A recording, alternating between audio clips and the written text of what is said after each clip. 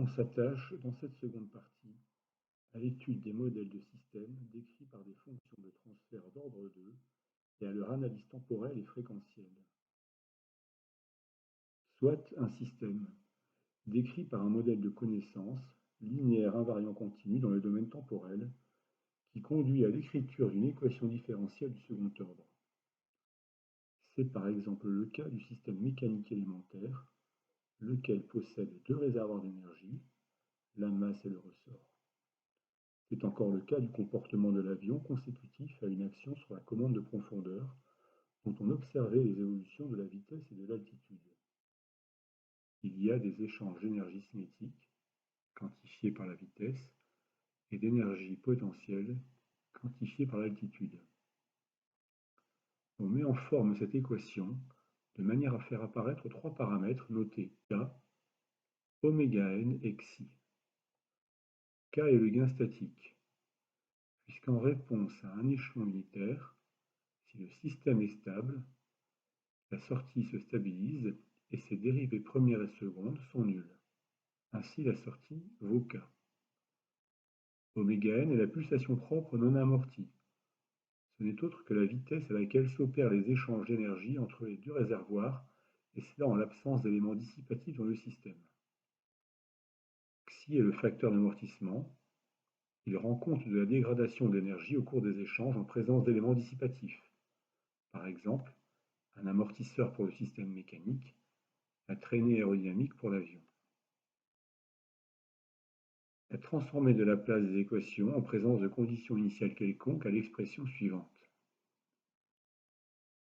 Notez que pour un système mécanique, S de 0 plus est la position initiale, S' de 0 plus la vitesse initiale.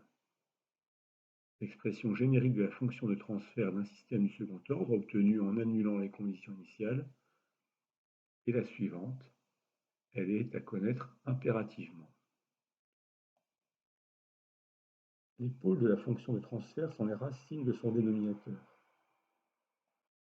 Comme c'est un polynôme à coefficient réel, ces pôles sont soit réelles distinctes lorsque le facteur d'amortissement est plus grand que 1. Pratiquement, on comprend qu'il s'agit d'un système qui dissipe fortement l'énergie, et on pressent que dans ce cas, les réponses seront amorties. Notez également que P1 est plus grand que P2. Les pôles peuvent être réels doubles lorsque le facteur d'amortissement vaut 1. Enfin, lorsque le facteur d'amortissement xi est compris entre 0 et 1 exclus, dans ce cas, le système dissipe peu d'énergie au cours des échanges et on pressent que le transitoire sera oscillant. On note dans cette configuration que les pôles sont complexes conjugués. Pour le facteur d'amortissement compris entre 0 et 1, la carte des pôles, qu'il faut avoir en tête, montre que la distance du pôle à l'origine vaut ωn, ce qu'on établit en appliquant le théorème de Pythagore.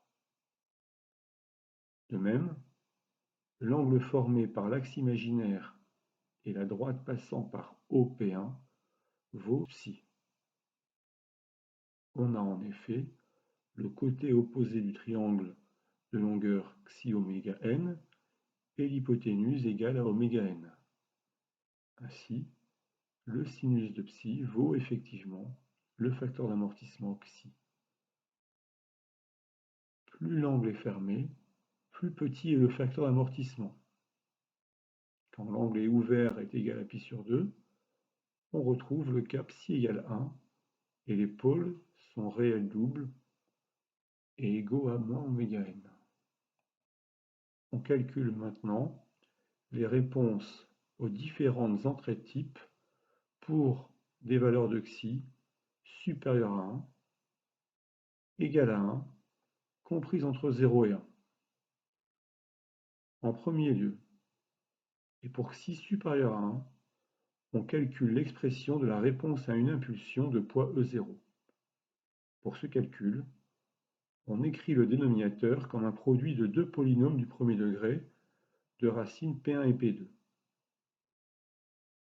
On opère alors à la décomposition en éléments simples et on fait apparaître les transformés de Laplace élémentaires en 1 sur P moins P1 et 1 sur P moins P2, dont les originaux temporels sont exponentielle P1t et exponentielle P2t.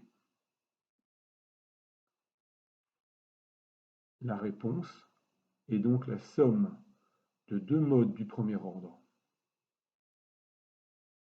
On le met mieux en évidence en faisant apparaître les constantes de temps τ1 qui est égal à moins 1 sur P1 et τ2 égal à moins 1 sur P2. Rappelez-vous que P1 est plus grand que P2. Ainsi, moins 1 sur τ1 est plus grand que moins 1 sur τ2 et 1 sur τ2 est donc plus grand que 1 sur τ1. De fait, τ1 est plus grand que τ2.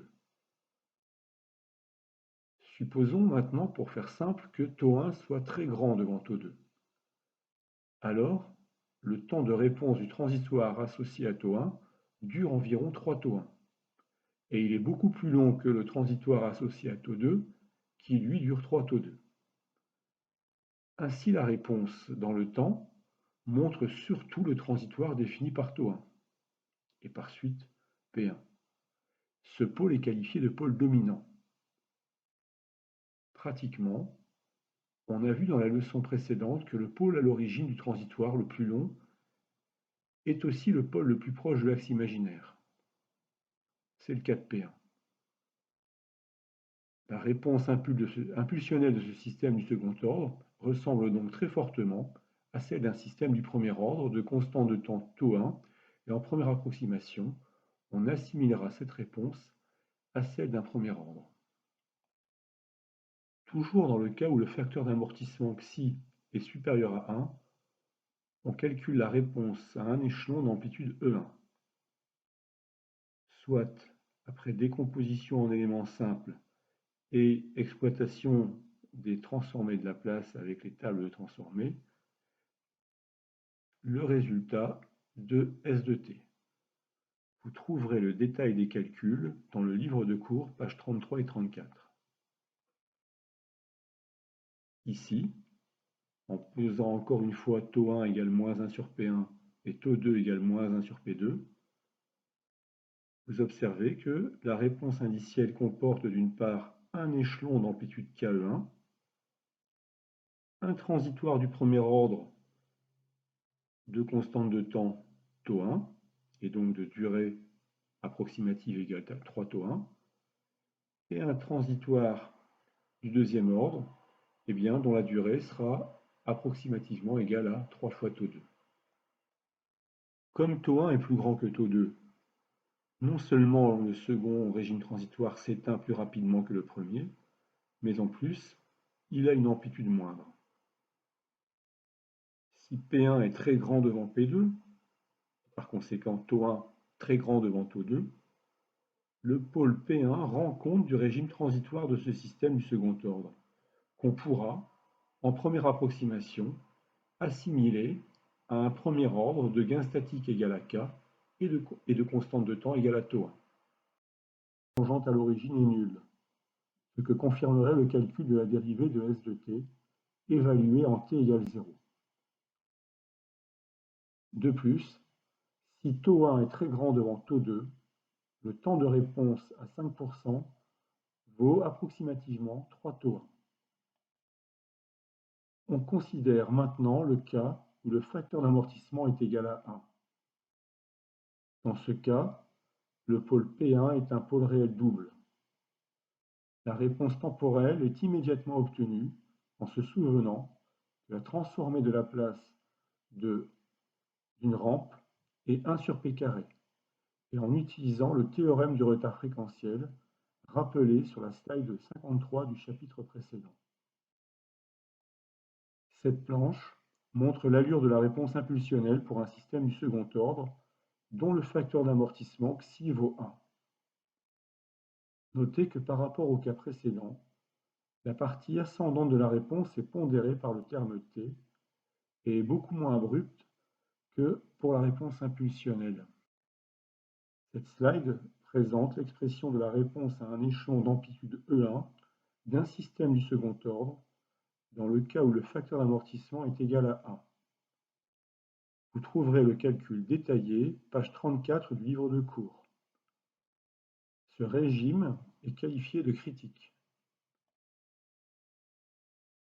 Pour le régime critique, la réponse indicielle est apériodique. Son allure ressemble à celle d'un premier ordre, excepté pour la tangente à l'origine qui est nulle. À pulsation propre non amortie ωn donnée, cette réponse offre le temps de réponse minimal sans dépassement. On considère maintenant le cas remarquable où le facteur d'amortissement est compris entre 0 et 1 et les pôles complexes conjugués. En effet, les cas précédents se ramenaient à l'étude de systèmes du premier ordre. Ici, le calcul de la réponse s'opère comme précédemment, en mettant en œuvre une décomposition en éléments simples.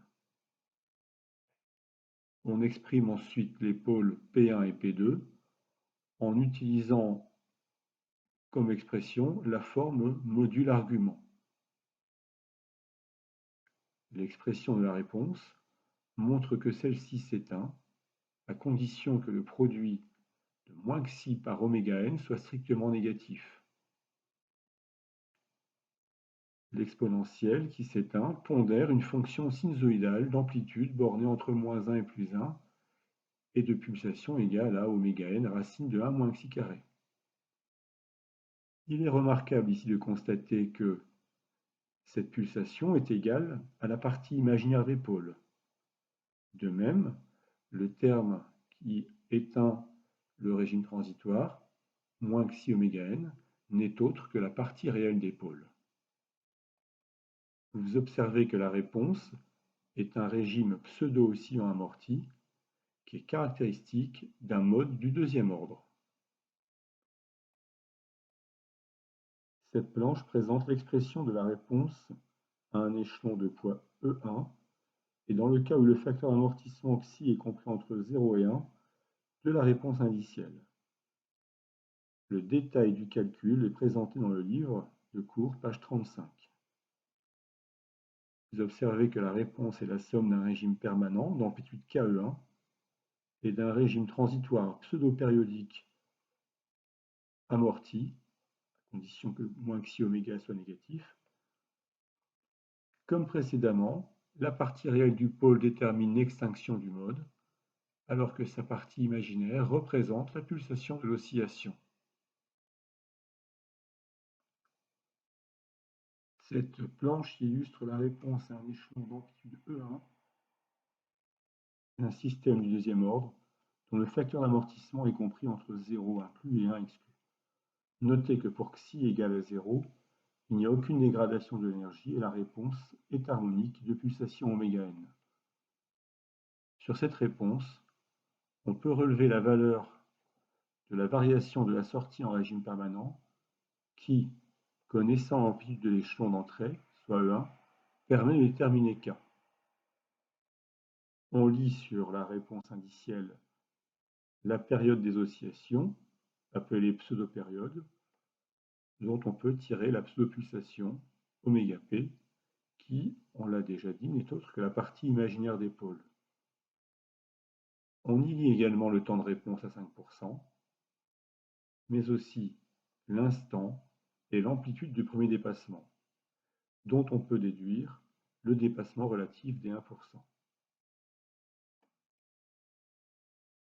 À partir d'un essai expérimental, la lecture de ce chronogramme permet, au moyen d'ABAC et des formules, de déterminer les paramètres K, Xi et ωn du modèle. Réciproquement, la connaissance de ces paramètres permet de déterminer les caractéristiques de la réponse et de la tracer. Ceci est à savoir faire impérativement. Cette figure illustre les réponses d'un système du deuxième ordre en fonction du facteur d'amortissement, le gain statique K et la pulsation propre non amortie ωn étant fixés.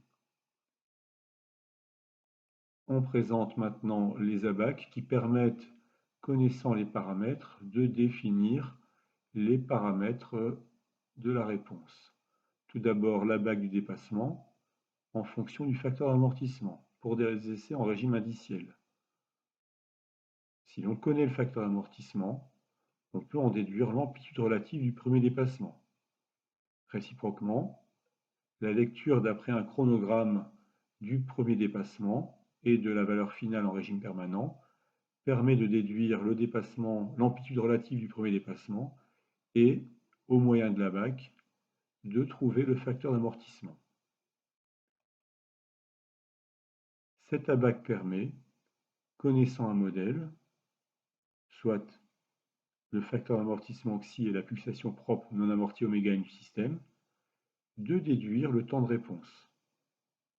Réciproquement, à partir d'une réponse indicielle, après avoir par lecture de l'amplitude relative du premier dépassement défini le facteur d'amortissement et lu le temps de réponse à 5%, on peut alors déduire la pulsation propre non amortie ωn. Cette planche présente, pour xi supérieur à 1, xi égal à 1 et xi compris entre 0 et 1, les différentes réponses impulsionnelles et indicielles précédemment étudiées. On s'intéresse maintenant à l'analyse de la réponse d'un système du second ordre en régime harmonique permanent. On commence par établir la fonction de transfert harmonique. Ici, on a pour faire simple substituer J oméga AP dans la fonction de transfert générique d'un système du second ordre. On calcule le module et l'argument de la fonction de transfert harmonique. Pour le calcul de l'argument, c'est l'argument de K moins l'arctangente de la partie imaginaire sur la partie réelle du dénominateur de la fonction du transfert. Vous noterez qu'au voisinage de ωn, il faut assurer la continuité de la fonction arctangente dans le voisinage de moins π sur 2. Lorsque oméga est plus petit que ωn et que oméga tend par valeur croissante vers ωn, le dénominateur tend vers 0+, et le quotient tend vers plus l'infini. Par conséquent, moins l'arctangente du quotient tend vers moins π sur 2. Lorsque oméga est supérieur à ωn, et lorsque l'on fait tendre oméga vers ωn, le dénominateur tend vers 0-, et le quotient tend vers moins l'infini. Par conséquent, moins l'arctangente du quotient tend vers plus π sur 2. Il faut donc retirer π pour assurer la continuité de l'argument en moins π sur 2. Le tableau montre les expressions approchées de la fonction de transfert harmonique h de j oméga, de son gain en décibels et de son argument lorsque k est positif, et tandis que oméga est très petit devant ωn, oméga est égal à ωn, et oméga est grand devant ωn. Dans la fonction de transfert, lorsque oméga est très petit devant ωn, on observe que celle-ci tend vers k. Autrement dit, le système amplifie le signal d'entrée d'un facteur k. Amplifie d'ailleurs ou atténue. Par conséquent, le gain en décibels, lorsque oméga est très petit devant ωn, va s'écrire 20 fois le logarithme de la valeur absolue de k. Lorsque k est positif, c'est simplement 20 fois le logarithme de k. Cette quantité, 20 logarithmes de k, est appelée le gain statique en décibels du système. Enfin, puisque la fonction de transfert h de j oméga tend vers k et qu'on a supposé k positif, alors son argument est nul, ce qui traduit le fait que le signal de sortie est en phase avec le signal d'entrée. Dans le cas particulier où oméga égale oméga n, la partie réelle du dénominateur, j oméga n au carré plus oméga n au carré vaut 0, et la fonction de transfert est un nombre imaginaire pur, qui s'exprime k sur 2 fois j fois le facteur d'amortissement xi. Si l'on considère le gain de la fonction de transfert à cette pulsation, on peut constater que la quantité moins 6 décibels moins 20 logarithmes de xi peut être positive. C'est le cas si le facteur d'amortissement xi est plus petit que 10 puissance moins 6 sur 20, soit 0,5. Alors, le gain à la pulsation ωn peut être supérieur au gain statique en décibels. On pressent donc que, sous certaines conditions sur xi, le système peut présenter une résonance. Enfin, concernant l'argument, comme à la pulsation ωn, le nombre complexe h de j oméga est un imaginaire pur, lorsque k est positif, son argument vaut ici moins pi sur 2. Considérons maintenant le cas où oméga est grand devant oméga n, la fonction de transfert vaut approximativement k oméga n au carré sur j carré oméga au carré, soit moins k oméga n au carré sur oméga au carré.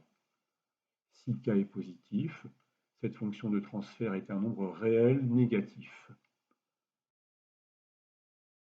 Le gain exprimé en décibels met en évidence moins 20 fois le logarithme de oméga au carré, ce qui est équivalent à moins 40 logarithmes de oméga, et ainsi on verra sur le diagramme de Bode en particulier que le gain décroît avec une pente de moins 40 décibels par décade. Concernant l'argument, h de j oméga lorsque oméga grand devant oméga n étant un réel négatif, et cela pour k positif, l'argument tend vers moins pi. Le calcul de la dérivée du module de h, ou ici de son gain, montre que si le facteur d'amortissement xi est plus petit que racine de 2 sur 2, soit 0,7 environ, celle-ci s'annule à la pulsation oméga égale oméga r, oméga r valant la racine de 1 moins 2 xi au carré, qu'il ne faut pas confondre avec la pseudo-pulsation oméga p. Ce fait traduit l'existence d'un extrémum. En fait, ici, il s'agit d'un maximum. Et donc, à cette pulsation, on observe que le gain à la pulsation oméga r est égal à 20 log de k, le gain statique en décibels, plus 20 fois le logarithme de 1 sur racine de 2 xi, racine de 1 moins xi carré. Cet ajout de gain par rapport au gain statique en décibels est appelé facteur de surtension.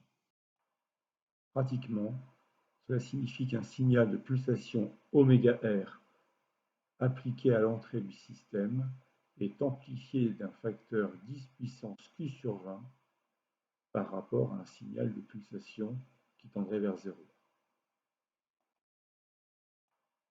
Pratiquement, cela signifie qu'un signal de pulsation oméga r appliqué à l'entrée du système est amplifié d'un facteur 10 puissance q sur 20 par rapport à un signal de pulsation qui tendrait vers 0. Cette planche montre les tracés et les diagrammes de Bode pour différentes valeurs du facteur d'amortissement xi. Commençons par le diagramme des phases. Celle-ci, tracée dans le cas où le gain k est positif, varie tout entre 0 et moins pi. De même, vous observez que l'argument est égal à moins pi sur 2 à la pulsation oméga n, toujours quel que soit le facteur d'amortissement. Ainsi, s'il vous est demandé d'identifier un système par la lecture de son diagramme de Bode, Ayant dans un premier temps reconnu à la variation de phase qu'on était en présence d'un système du second ordre, la pulsation obtenue pour une phase de moins π sur 2 est la pulsation propre non amortie ωn. On observe sur ce diagramme que l'effet du facteur d'amortissement est manifeste sur la variation de phase, qui est d'autant plus abrupte que le facteur d'amortissement est petit. Pour le diagramme du gain, celui-ci vaut 20 logarithmes de k lorsque ω tend vers 0, et ce quelle que soit la valeur du facteur d'amortissement. Ce qui conduit, par la lecture du gain lorsque ω tend vers 0, à une connaissance du gain statique du système K. Lorsque le facteur d'amortissement est plus grand que 1, on l'a vu lors de l'analyse temporelle des réponses, le système se comporte comme la superposition de deux sous-systèmes du premier ordre avec les constantes de temps τ1 plus grandes que la constante de temps τ2. Ainsi, on observe pour ω1 et τ1 une décroissance du gain avec une pente de 20 décibels par décade. Pour ω2 qui vaut 1 sur τ2, le second sous-système du premier ordre, qui manifeste son effet, et le gain décroît de moins 20 plus moins 20, soit moins 40 décibels par décade. Lorsque le facteur d'amortissement est plus petit que racine de 2 sur 2, il y a une résonance à la pulsation ωr, et la lecture du facteur de surtension permet d'extrapoler la valeur du facteur d'amortissement xi. En particulier, cette courbe permet de trouver le facteur de surtension en fonction du facteur d'amortissement. Réciproquement, la lecture du facteur de surtension sur le diagramme de Bode du gain permet de connaître le facteur d'amortissement. Notez aussi que le facteur de surtension tend vers plus l'infini lorsque xi tend vers 0. Attention enfin au vocabulaire. La résonance est une propriété des systèmes en régime fréquentiel. Pour un second ordre, elle apparaît lorsque le facteur d'amortissement est supérieur ou égal à 0 et inférieur à racine de 2 sur 2. La présence d'oscillation, quant à elle, se manifeste en régime temporel, et le régime oscillant apparaît lorsque le facteur d'amortissement est compris entre 0 et 1. Cette planche résume les différents cas précédemment étudiés, soit les différentes réponses harmoniques obtenues et les diagrammes de Bode obtenus pour les différentes valeurs de xi. Xi supérieur à 1, xi compris entre 1 et racine de 2 sur 2, enfin xi supérieur ou égal à 0 et strictement inférieur à racine de 2 sur 2, où apparaît ici sur le diagramme de Bode une résonance.